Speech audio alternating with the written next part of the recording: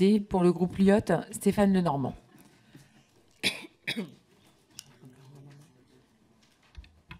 C'est bon.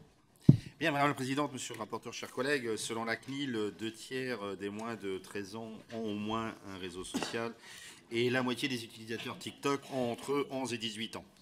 Cette utilisation exponentielle est particulièrement problématique pour les mineurs. Cela vient d'être rappelé par de nombreux collègues. Au risque d'uniformisation des comportements s'ajoutent ceux d'addiction, d'accès à des informations privées, violentes, d'influence des tiers, de harcèlement, de pédocriminalité ou encore de troubles comportementaux assez caractéristiques. Aujourd'hui, pourtant, les contraintes exigées par la loi de 1978, par exemple, ou la RGPD, sont inopérantes.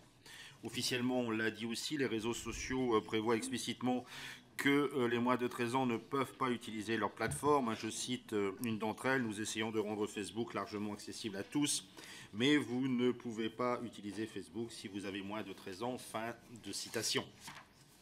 Alors pour le groupe Liberté Indépendants Outre-mer et Territoires, nous partageons naturellement les préoccupations que le rapporteur a exposées et nous saluons l'existence de cette PPL qui aborde un sujet de société qui est extrêmement important à la fois pour notre jeunesse et sur lequel nous devons essayer d'y apporter rapidement des premières solutions.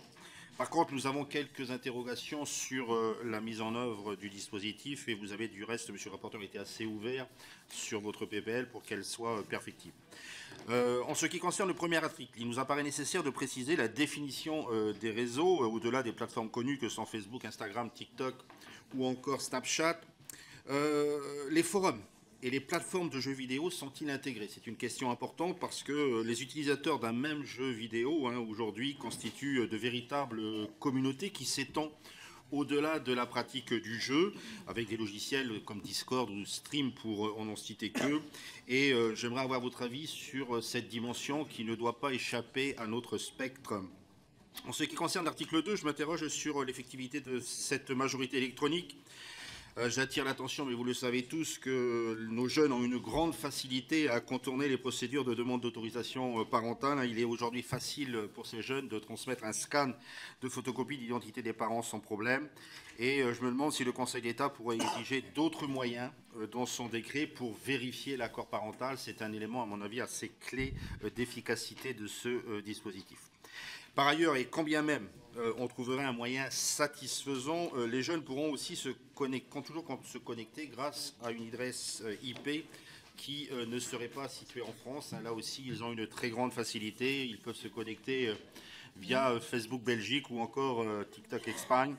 Donc l'obligation parentale sera-t-elle efficace? Ces nouvelles obligations, en effet, ne s'appliqueront pas sur les versions étrangères des plateformes. Et ça, je pense que c'est une faille dans le dispositif, même si nous n'avons pas forcément les leviers pour l'empêcher.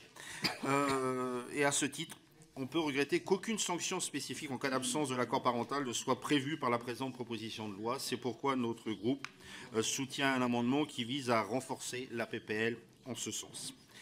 Par ailleurs, il ne suffit pas de contrôler l'inscription sur le réseau, mais il faut aussi contrôler l'activité du compte. Cela signifie d'une part qu'il faut contrôler les comptes déjà existants et d'autre part, il faut contrôler de manière plus drastique les moins de 13 ans. Là aussi, nous avons déposé un amendement dans ce sens. Enfin, concernant l'article 3, c'est bien de la réquisition des réseaux sociaux dans la lutte contre la haine en ligne qu'il s'agit et non de la seule protection des mineurs.